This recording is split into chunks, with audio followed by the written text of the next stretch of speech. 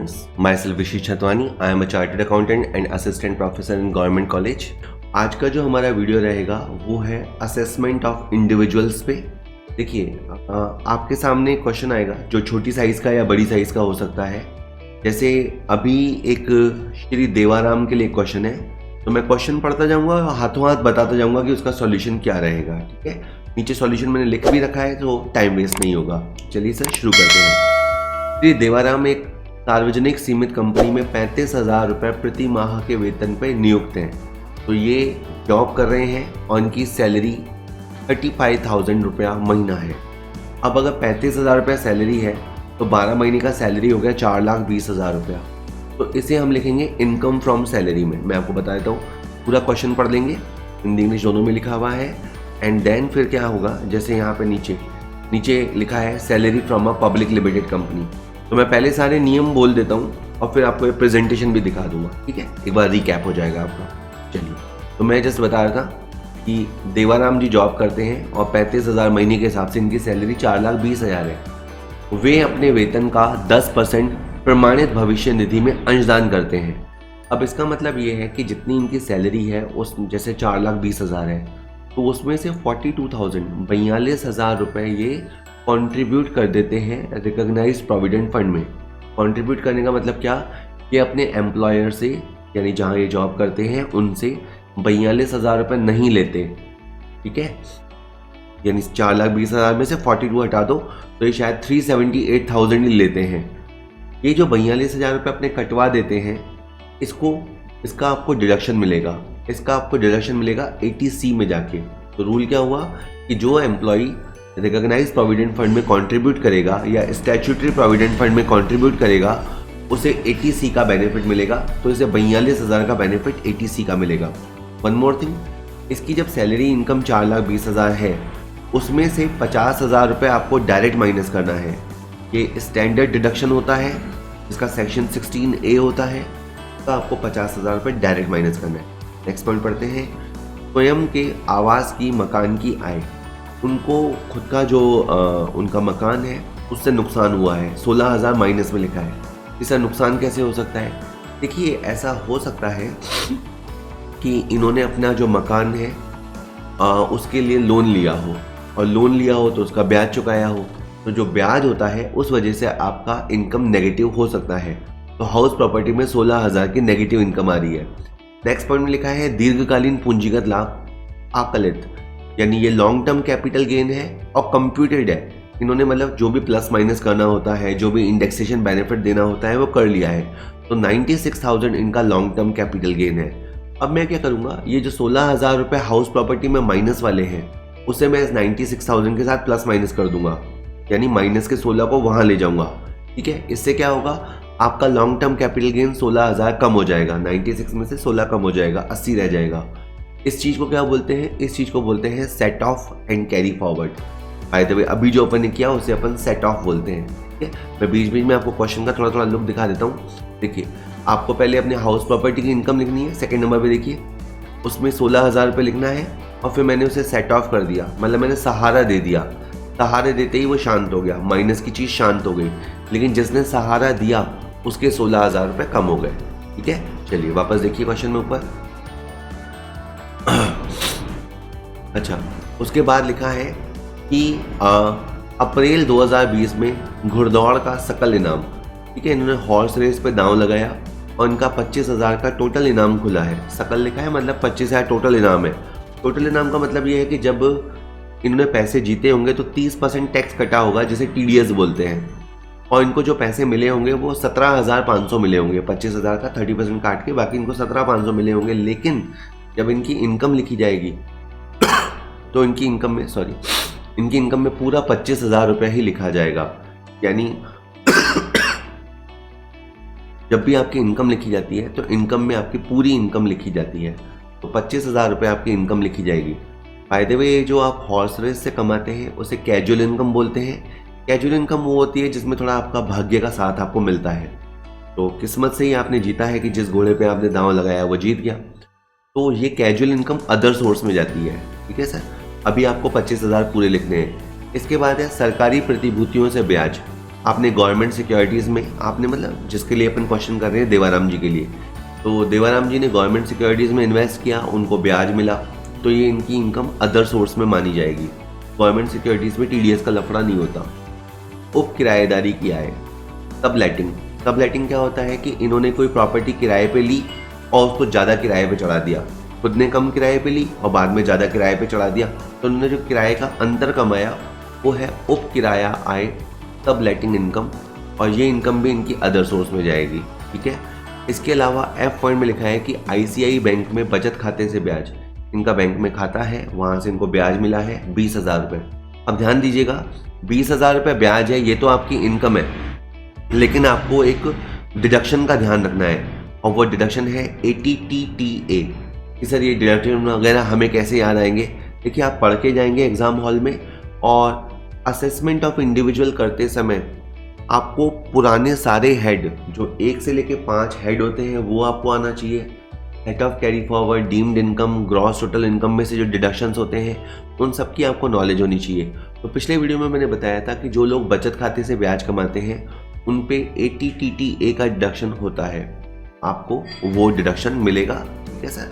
तो चलिए, तो अपने को यहाँ पे क्या करना है, 10,000 नीचे लेस करना है। ऊपर पहले इनकम में 20,000 जोड़ेंगे और फिर 17,000 लेस करेंगे। चलिए मैं आप सबको दिखा देता हूँ, या बीच बीच में क्वेश्चन देखते रहें। क्वेश्चन बड़ा होता है, एक स्क्रीन पे आ नहीं पाता। मैं कैपिटल गेन तक आपको बता चुका, फिर आपने अदर सोर्स में जो भी कमाया, जैसे हॉर्स रेस से कमाया, गवर्नमेंट सिक्योरिटीज से कमाया, सब लाइटिंग से कमाया, वो सब आपने जोड़ दिया। नीचे जो लिखा हुआ है वो डिडक्शंस है ना। पहले सारी इनकम जोड़ी जाती है और फिर डिडक्शंस आती है, तो एक जगह लिखा हुआ है ATTTA, बीच में कहीं पे इंटरेस्ट ऑन सेविंग अकाउंट 10,000 रुपये, तो वो आपको डिडक्शन मिलेगा। चलिए वापस बात करते हैं ऊपर। गत वर्ष में उन्होंने निम्नलिखित भुगतान किए। उन्होंने पहला जो भुगतान किया है वो खुद का उन्होंने हेल्थ इंश्योरेंस कराया है और चेक से दिया है पैसा। तो जो व्यक्ति अपना हेल्थ इंश्योरेंस कराएगा उसे 80D का बेनिफिट मिलेगा। हेल्थ इंश्योरेंस या मेडिकल इंश्योरेंस करवाने पे 80D का बेनिफिट मिलता है। ये बेनिफिट 25,000 तक होता है। 17,000 का ये बेनिफिट लेना चाहते हैं, आराम से इनको मिल जाएगा। पेमेंट चेक से होना जरूरी है, यानी नॉन कैश तरीके से होना चाहिए, तो इन्होंने चेक से दिया है, तो दैट्स वेरी गुड। 17,000 की इनको डिडक्शन मिल जाएगी। उनके 3 पुत्र हैं जो स्कूल और कॉलेज में पढ़ रहे हैं। स्कूल और कॉलेज में उनकी ट्यूशन फीस के रूप में क्रमशः 1,500 रुपये, 1,000 रुपये और 500 रुपये प्रति माह का भुगतान कर रहे हैं। ओके, इनके 3 बच्चे हैं, तीनों या तो स्कूल में हैं या कॉलेज में हैं, और स्कूल या कॉलेज पढ़ाने के बदले जो पैसा लेता है उसे ट्यूशन फीस कहते हैं। इनमें से आपको 2 बच्चे पिक करने हैं। ऐसा नहीं कि आपको पहला और दूसरा बच्चा ही पिक करना था, आपको वो 2 बच्चे पिक करने हैं जिनकी ट्यूशन फीस ज़्यादा हो। तो एक 1,500 ले लो, एक 1,000 ले लो, तो 2,500 रुपये महीने का इनका जा रहा है, तो 12 महीने में इनका 30,000 रुपये जा रहा है। इसकी इनको डिडक्शन मिलेगी ATC में। यानी ये व्यक्ति, देखिए देवाराम जी, पहले अगर आप देखिए पहले हिस्से में ये लोग जो कमा रहे हैं, ये जो कमा रहे हैं उसके बारे में आ रहा है। और अब ये जो लोग अब जहाँ इनका पैसा खर्च हो रहा है, जैसे अभी देखिए इन्होंने हेल्थ इंश्योरेंस पे पैसा खर्च किया, तो उसका डिडक्शन मिलेगा। इन्होंने ट्यूशन फीस पे पैसा खर्च किया, तब इनको डिडक्शन मिलेगा। उसके बाद इन्होंने नेक्स्ट पॉइंट में national saving certificate 8th issue purchase किया है तो ये भी ATC का प्रोडक्ट है। आपने ATC का प्रोडक्ट खरीदा है, इसलिए आपको 3,000 का डिडक्शन यहाँ पे भी मिलेगा। इसके बाद है फैमिली प्लानिंग प्रोग्राम को प्रमोट करने के लिए इन्होंने राजस्थान गवर्नमेंट को दान दिया है, तो 10,000 का डोनेशन दिया है। डोनेशन देने पे 80G का बेनिफिट मिलता है। और जब आप डोनेशन देखते हैं तो उसमें 2 तरह के होते हैं, लिमिट वाले और विदाउट लिमिट वाले। तो ये डोनेशन ऐसा है जो लिमिट वाला है। अगेन 80G में कौन सा क्या होता है, इसके लिए आपको पिछले वीडियो देखने पड़ेंगे। तो ये लिमिट वाला डोनेशन है, तो इसमें आपकी लिमिट देख के आपको 100% अलाउ किया जाएगा। तो इस पॉइंट में मैं थोड़ी देर बाद आता हूँ। 10,000 रुपये का अगर आपकी लिमिट होगी, अलाउ करेगी, तो आपको 10,000 का पूरा बेनिफिट मिलेगा, और लिमिट अलाउ नहीं करेगी तो आपको थोड़ा कम बेनिफिट मिलेगा। इसके अलावा इन्होंने अपने बच्चे की हायर एजुकेशन के लिए SBI से लोन लिया था, उस लोन का पुनर्भुगतान किया 48,000, उसमें से 21,000 इन्होंने ब्याज का चुकाया। तो अगर आप एजुकेशन लोन लेते हैं तो आपको 80E का बेनिफिट मिलता है, सब्जेक्ट टू कि आप इंटरेस्ट पे करें। और 48,000 आपने चुकाया है, लेकिन इंटरेस्ट कंपोनेंट की ही डिडक्शन मिलती है, तो केवल आपको 21,000 रुपये की डिडक्शन मिलेगी। तो यहाँ पे कुछ डिडक्शंस मैंने डिस्कस किए, अभी दोहरा दूंगा मैं। अब इन्होंने हमसे पूछा है कि असेसमेंट ईयर 2021-22 के लिए उनकी कुल आय निकालिए और टैक्स पेबल की गणना कीजिए। यह मानिए कि देवाराम की आयु 59 वर्ष है, तो 59 ईयर के हैं, अभी ये सीनियर सिटीजन नहीं हुए हैं। क्या फ़र्क पड़ जाता है, नॉर्मल व्यक्ति अगर होता है तो 2.5 लाख तक टैक्स नहीं लगता, और सीनियर सिटीज़न होता है तो 3 लाख तक टैक्स नहीं लगता। और एक और बात है कि जहां वो जॉब करते हैं उन्होंने उसकी सैलरी में से 7,500 रुपये TDS काटा है, तो उनका 2 पॉइंट पे TDS कटा है। एक तो जब इन्होंने हॉर्स रेस जीती थी वहाँ TDS कटा था, और एक इनके एम्प्लॉयर ने भी TDS काटा है 7,500। चलिए अब अपन क्वेश्चन की तरफ थोड़ा सा आते हैं, प्रैक्टिकली मैं बताता हूँ आपको। देखिए पहले आपको अपने सारे सोर्सेज लिखने हैं। 5 सोर्सेज होते हैं, income from salary, income from house property, red colour में लिखे हुए हैं, इनकम फ्रॉम कैपिटल गेन और इनकम फ्रॉम अदर सोर्स। ठीक है, इनका कौन सा नहीं आया, इनका income from business and profession नहीं आया। ये बिजनेस प्रोफेशन करते नहीं है तो नहीं आया। तो आपने क्या किया, 5 हेड की इनकम लिख ली। एक नेगेटिव इनकम थी हाउस प्रॉपर्टी में, उसे सेट ऑफ कर लिया। तो इसकी जो इनकम आ रही है वो आ रही है 5,80,000। जैसे आप ग्रॉस टोटल इनकम स्क्रीन पे देख पा रहे हैं, ग्रॉस टोटल इनकम आ रही है 5,80,000। इसमें से उनको डिडक्शन मिलेगा ATC का। क्यों मिला, क्योंकि इन्होंने रिकॉग्नाइज प्रोविडेंट फंड में पैसा कंट्रीब्यूट किया, बच्चे की ट्यूशन फीस पे की, और नेशनल सेविंग सर्टिफिकेट जो पोस्ट ऑफिस में मिलता है वो उन्होंने परचेज किया, इसलिए इनको ATC का बेनिफिट मिला। ATD का बेनिफिट क्यों मिला, क्योंकि इन्होंने हेल्थ इंश्योरेंस करवाया और उसका पैसा चेक से दिया। ATE का बेनिफिट क्यों मिला, क्योंकि इन्होंने हायर एजुकेशन इंटरेस्ट पे किया है लोन लेने पे। ATTTA का बेनिफिट क्यों मिला, जब भी आपके पास सेविंग अकाउंट का इनकम आएगा तो 10,000 रुपये तक का डिडक्शन होगा। इसके अलावा इन्होंने डोनेशन दिया है। अब मैं आपको एक बात बताता हूँ, आपको इनकी जो ग्रॉस टोटल इनकम है जो कि आपको 5,80,000 दिखाई दे रही है वो लेनी है। इस 5,80,000 में से जो लॉन्ग टर्म कैपिटल गेन होता है वो माइनस करना है। देखो मैंने यहाँ पे तरीका लिख रखा है, ग्रॉस टोटल इनकम में से आपको long term capital gain minus करना है, और बाकी के जो डिडक्शन है, मतलब हम अभी ATG पे खड़े हैं तो ATG के अलावा इस क्वेश्चन में क्या है, ATC है, ATD है, ATE है, ATTTA है। तो आपको ये 4 डिडक्शन 1 2 3 4 ये 4 डिडक्शन आपको लेस करने हैं। ये 4 डिडक्शन आपने लेस कर दिए तब आपका जो फिगर आया है, तो ये 4 डिडक्शन लेस करने के बाद जो आपका अमाउंट आया है वो है 3,77,000। कि सर समझ नहीं आता, ग्रॉस टोटल इनकम में से PTI में से LTCG माइनस करो, बाकी के डिडक्शन माइनस करो, कर लिया। अब उसका 10% निकाल लिया, वो आया है 37,700, 37,700। कि सर ये क्या है, ये आपकी डोनेशन देने की लिमिट है। अच्छा, इससे ज़्यादा डोनेशन आप नहीं दे सकते इस क्वेश्चन के हिसाब से। अब आपने तो वैसे ज़्यादा डोनेशन दिया ही नहीं है, आपने तो केवल फैमिली प्लानिंग के लिए केवल 10,000 का डोनेशन दिया है। तो आपने जो डोनेशन दिया है वो विद इन द लिमिट दिया है, तो आपको 10,000 का पूरा बेनिफिट मिलेगा। अगर बाय द वे आपने 40,000 का दान दिया होता तो आपको 37,700 का बेनिफिट मिलता। अभी आपको बेनिफिट केवल 10,000 का मिलेगा। ठीक है, अब ये सारे डिडक्शंस हो गए। ग्रॉस टोटल इनकम में से डिडक्शन हटाने के बाद जो आता है उसे बोलते हैं टोटल इनकम। पहले GTI आता है, फिर डिडक्शंस आते हैं और फिर TI आता है, और इसका TI 5 लाख से कम है। गौर कीजिए, इसका TI 4,47,000 रुपये है। चलिए आगे बात कर लेते हैं। अब अपन इसका टैक्स निकालेंगे, तो क्या करना पड़ेगा टैक्स के लिए। देखो यहाँ से ऊपर इसकी जो इनकम 4,47,000 रुपये है, इस इनकम का ब्रेकअप करेंगे। इसमें से लॉन्ग टर्म कैपिटल गेन को अलग करेंगे, कैजुअल इनकम को अलग करेंगे और नॉर्मल इनकम को अलग करेंगे। जो लॉन्ग टर्म कैपिटल गेन है उस पर लगेगा 20% टैक्स, जो कैजुअल इनकम है उस पर लगेगा 30% टैक्स, और बाकी की इनकम में देखा जाएगा। तो पहले मैंने 80 को अलग कर लिया और 20 को अलग कर लिया, तो आपका कहें 4,47,000 में से 80,000 का LTCG अलग हो गया, 25,000 का कैजुअल इनकम अलग हो गया। अब आपके पास इसके अलावा 447 में कैसे करेंगे, 447 में से 80 अलग कर दो, 25 अलग कर दो, पीछे 342 बचेगा। वो जो 3,42,000 बचा है उसमें से जो 2.5 लाख रुपए है, उसमें 2.5 लाख में आपको टैक्स देने की ज़रूरत नहीं है। जस्ट ध्यान दीजिएगा, उसमें जो पहला 2.5 लाख है उस पर आपको टैक्स देने की ज़रूरत नहीं है, और जो 2.5 लाख के अलावा है उस पर आपको 5% टैक्स देने की ज़रूरत है। तो इस तरह से आपका 16,000 टैक्स बना लॉन्ग टर्म गेन की वजह से, 7,500 टैक्स बना कैजुअल इनकम की वजह से, और 92,000 पे आपका टैक्स बना 4,600। तो आपका टैक्स बना 28,100। इसमें से आपको 12,500 रुपये की रिबेट मिल जाएगी, क्योंकि जिनकी इनकम 5 लाख से कम होती है उनको 12,500 तक की रिबेट मिलती है। 12,500 रुपये माफ़ हो जाता है। इसे हम कहते हैं कि जो स्मॉल टैक्स पेयर हैं जिनकी इनकम 5 लाख से कम है उनके लिए 12,500 का रिबेट है, वो लेस कर देंगे। इसके बाद इसके बाद 4% जोड़ा जाएगा, आपकी जो टैक्स बनेगी उसमें 4% जोड़ा जाएगा हेल्थ एंड एजुकेशन के नाम पे, ठीक है। तो इस हिसाब से आपका 16,224 रुपये टैक्स बनता है। अब आप ये कहेंगे सर टैक्स तो मैं कटवा चुका, जब मैंने हॉर्स रेस जीती थी तो मैंने 30% टैक्स कटवाया था, जब मैंने बॉस से सैलरी ली थी तो वहाँ मैं टैक्स कटवा चुका। तो आपने जितना टैक्स कटवाया उसका समायोजन यहाँ पे होगा लास्ट में आके, तो 15,000 रुपये आपका लेस हो जाएगा। और अब आपका जो नेट टैक्स बनेगा वो है 1,224 रुपया, 1,224 रुपया। तो उसमें से आप 4 रुपये छोड़ दो, क्योंकि 10 रुपये तक राउंड ऑफ होता है, राउंड ऑफ का रूल होता है, तो आप 4 रुपये छोड़ दो। पहले पैसे अगर हो, पैसे में आया हो तो पैसे तो वैसे ही छोड़ देना, और जो टैक्स आया है अगर वो 5 रुपये है या 5 रुपये से ज़्यादा है तो वो आगे की तरफ राउंड ऑफ होगा, और अगर वो 5 से कम है तो पीछे की तरफ राउंड होगा ऑफ होगा। तो 1224 की जगह आपको 1220 लिखना है। तो इस तरह से ये क्वेश्चन सॉल्व होगा। और ठीक है सर, आपको नियम सारे आने चाहिए। अगर आपको डिफरेंट हेड्स में जो अपने नियम सीखे हैं वो अगर आप बिल्कुल यहाँ तरीके से अप्लाई करते हैं, डिडक्शंस का अच्छे से ध्यान रखते हैं, तो आप अपना सही टैक्स कैलकुलेट कर पाएंगे। अभी मैं आपको 2-3 क्वेश्चन छोटे और कराऊंगा।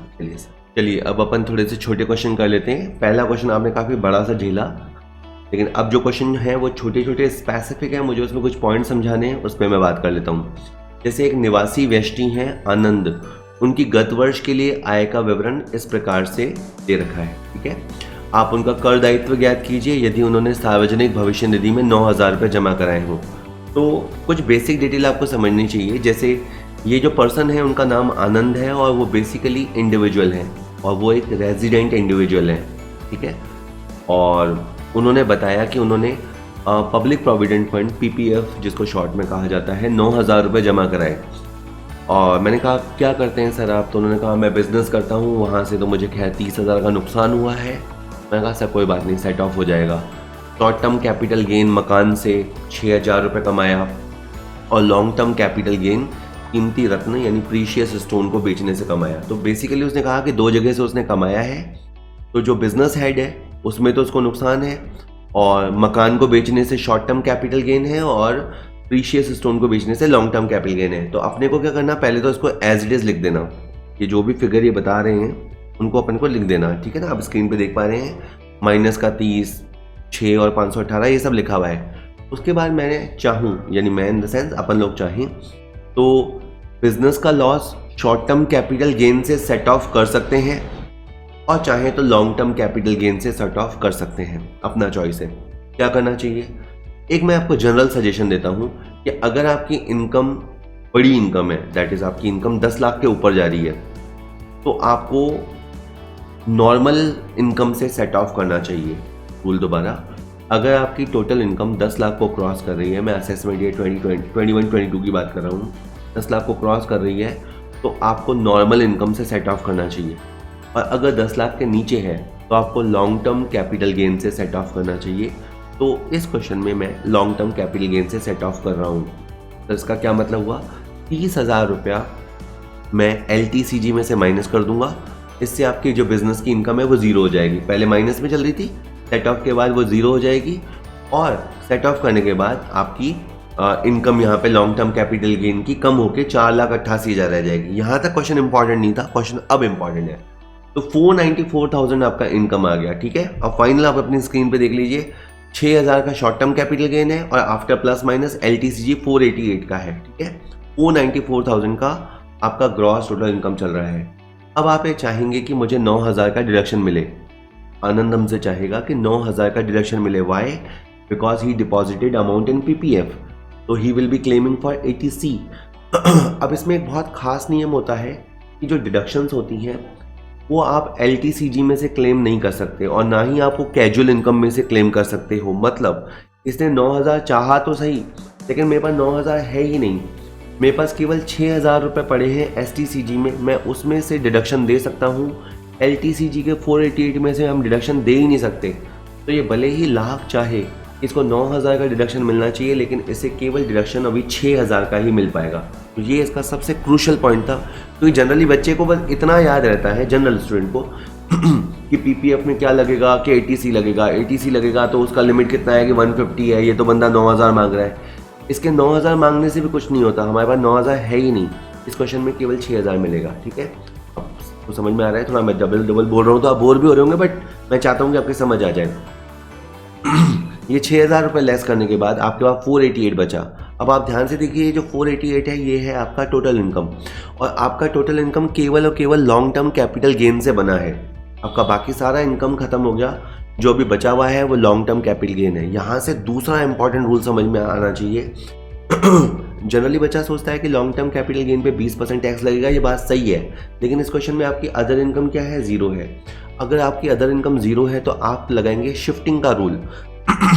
एक बहुत ही इंपॉर्टेंट रूल होता है कॉल्ड शिफ्टिंग रूल, वो आप अप्लाई करेंगे। मैंने इसके ऊपर पीछे वीडियो बना रखा है, तो आप वो वीडियो देख सकते हैं। इसमें आपको क्या करना है? 2.5 लाख पास में शिफ्ट करने हैं। तो इससे क्या होगा? आपके 2.5 लाख यहाँ LTCG में से कम हो जाएंगे। ठीक है, आप देख रहे हैं अपनी स्क्रीन पे 488 में से 2.5 चला गया है, 238 रह गया है। और वहाँ पे इनकम शिफ्ट होने के बाद भी वहाँ पे आपका टैक्स 0 ही रहेगा, क्योंकि अदर इनकम 2.5 लाख तक एग्जेम्प्ट होती है। तो एक तरह से शिफ्टिंग जो है वो एक तरह से टैक्स सेविंग टूल है, आप अपना टैक्स बचा सकते हैं। तो वहाँ 2.5 लाख शिफ्ट कर दीजिए, यहाँ आपका 2.5 लाख कम हो जाएगा, फिर आराम से आप 20% टैक्स भरिएगा। इसके बाद आपको याद रख के रिबेट क्लेम करना है। रिबेट कब क्लेम करना होता है? असेसमेंट ईयर 21-22 जो चल रहा है उसका रूल ये है कि 12,500 तक आप रिबेट क्लेम कर सकते हैं, सब्जेक्ट टू आपकी टोटल इनकम 5 लाख से नीचे होनी चाहिए। इस पट्टे की, इस असेसी की टोटल इनकम 5 लाख से नीचे है, तो ये आराम से रिबेट कैलकुलेट कर सकता है।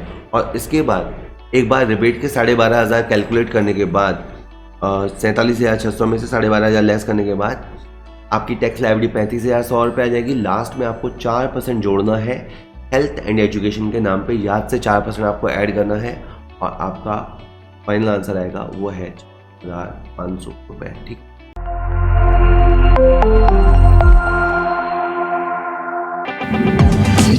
हेलो स्टूडेंट्स, मैं विशु छतवानी।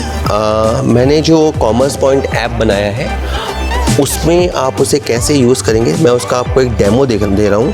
सबसे पहले आप अपने प्ले स्टोर पे जाएंगे और आप वहाँ पे कॉमर्स पॉइंट सर्च करेंगे। ठीक है सर? तो जैसे ही आपने कॉमर्स पॉइंट सर्च किया तो आपके सामने देखिएगा ये इस तरह से कॉमर्स पॉइंट का लोगो आएगा। ठीक है, मैंने इसे पहले ही डाउनलोड कर रखा है, तो इसलिए मेरे पास ऑप्शन का ओपन का ऑप्शन आ रहा है, आपके पास इंस्टॉल का ऑप्शन आएगा। ठीक है, तो ये ओपन कर लिया आपने इसको। ठीक है, जैसे ही आपसे ये वगैरह नाम वगैरह पूछेगा, मोबाइल नंबर पूछेगा, वो करके आप इसको एक बार डाउनलोड जब कर लेंगे तो इस तरह से आप अगली बार ओपन कर पाएंगे। वहाँ से आप देखिए जो आपको फ्री कंटेंट यूज़ करना है उसके लिए आप ऊपर ही ऊपर स्टडी मटेरियल देख रहे होंगे, तो वहाँ आप स्टडी मटेरियल पे जाइएगा। स्टडी मटेरियल पे जब मैं डॉक्यूमेंट्स फाइल अपलोड करूँगा तो वो आपको स्टडी मटेरियल में दिखाई देगी, और जो मैंने वीडियोस अपलोड कर रखे हैं वो वीडियो सेक्शन में दिखेंगे। तब आप फिर वीडियोस पे जाइएगा। वीडियोस पे जाके मैंने इसे सब्जेक्ट वाइज बांट रखा है, like audit, GST, income tax, financial management, statistic, corporate accounting, अलग अलग सब्जेक्ट्स हैं। तो आपका जो सब्जेक्ट हो आप उसमें जाइए। फॉर एग्जांपल मान लीजिए कि आपका मैनेजमेंट अकाउंटिंग सब्जेक्ट है। ठीक है, ये कहीं सेकेंड ईयर में होता है, कहीं थर्ड ईयर में होता है। आप वहाँ पर क्लिक करेंगे और क्लिक करने के बाद मैंने उसे चैप्टर वाइज बांट रखा है। तो फॉर एग्जांपल आपको कैश फ्लो चैप्टर पढ़ना है, तो आप कैश फ्लो पे गए और वहाँ कैश फ्लो पे जाके आप जो चैप्टर पढ़ना चाहें उसे आप पढ़ सकते हैं, और आराम से उसे आप क्लिक कीजिएगा, वो इजीली प्ले हो जाएगा। शिफ्टिंग को समझने के लिए अपन एक क्वेश्चन और कर लेते हैं, इससे डेफिनेटली आपका वापस रिवीजन भी हो जाएगा और आपको क्लियर भी हो जाएगा। तो आपके बाद क्वेश्चन में एक निवासी व्यक्ति हैं भारत में, उनका नाम है अरुण। उनके लिए हमें टैक्स लायबिलिटी पता करनी है। तो बेसिकली अरुण एक इंडिविजुअल रेजिडेंट है और उसने बताया कि long term capital gain from house property. तो मैंने बोला सर क्या आप कैसे कमाते हैं? तो उसने कहा एक प्रॉपर्टी थी, मैंने उसे बेच दिया और मैंने 4 लाख कमाए। Very good, LTCG।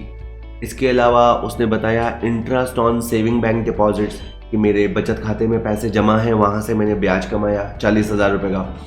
तो मैंने कहा सर बिल्कुल अच्छी बात है। तो 40,000 इसकी इनकम मानी जाएगी अदर सोर्स में, जो इंटरेस्ट की इनकम होती है वो अदर सोर्स में आती है, और आपको 10,000 का डिडक्शन मिलेगा। 80TTA के तहत आपको 10,000 तक का डिडक्शन मिलेगा।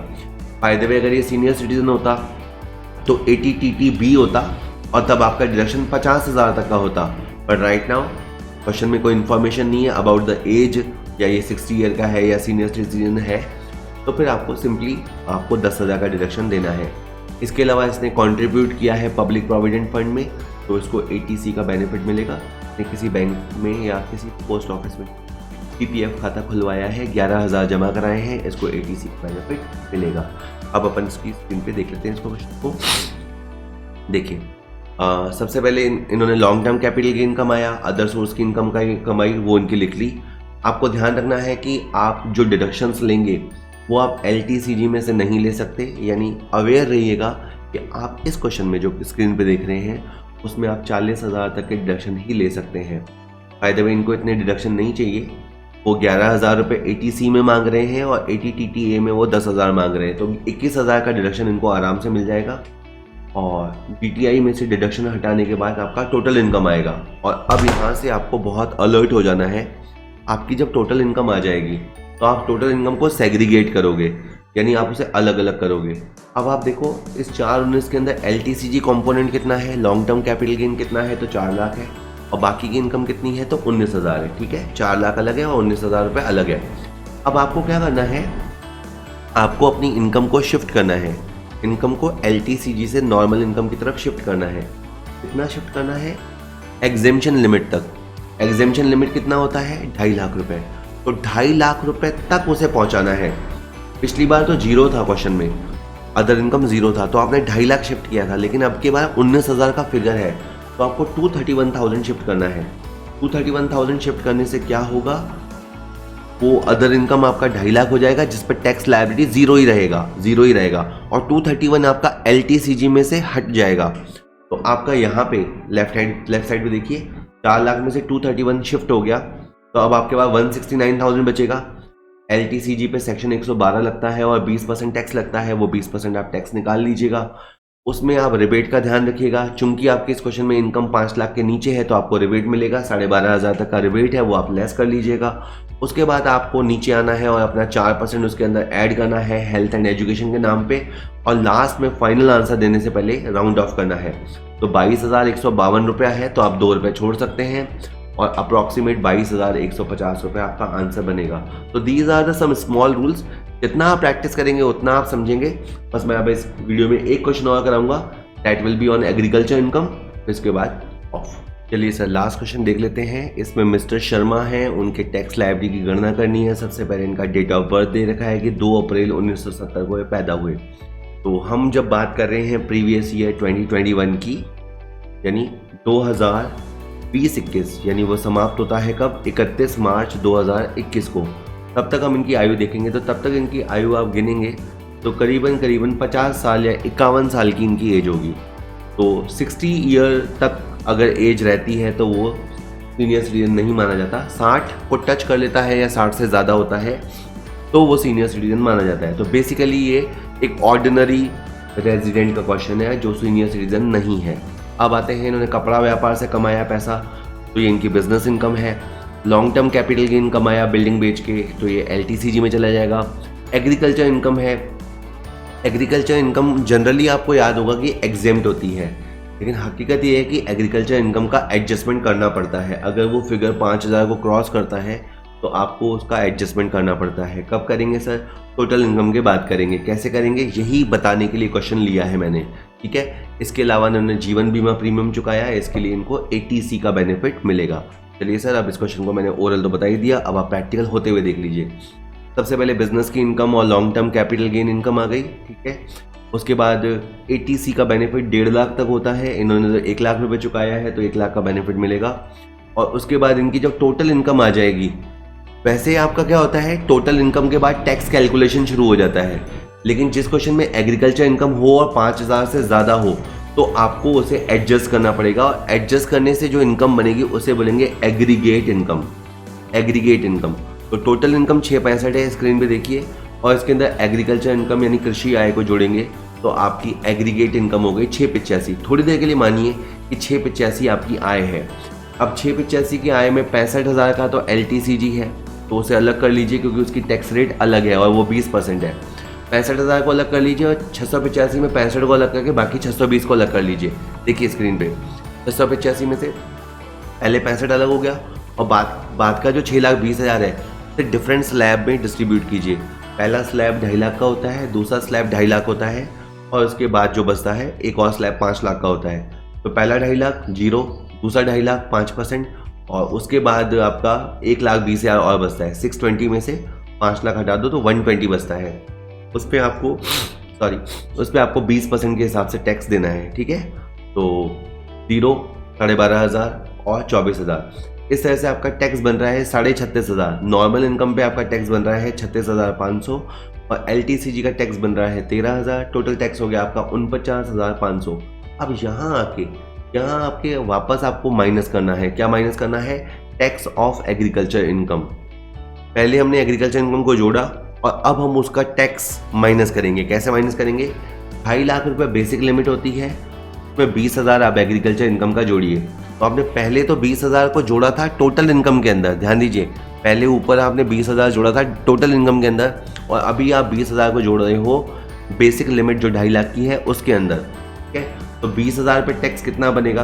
20,000 पे टैक्स बनेगा 5% की रेट से 1,000 रुपये। तो आपका 1,000 रुपया कम हो जाएगा।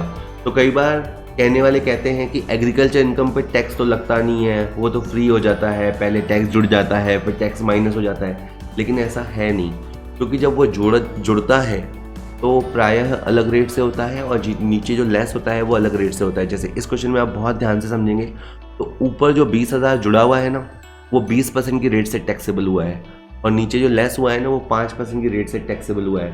तो गवर्नमेंट ने कहीं ना कहीं आपसे 15% टैक्स ले लिया है बातों बातों में।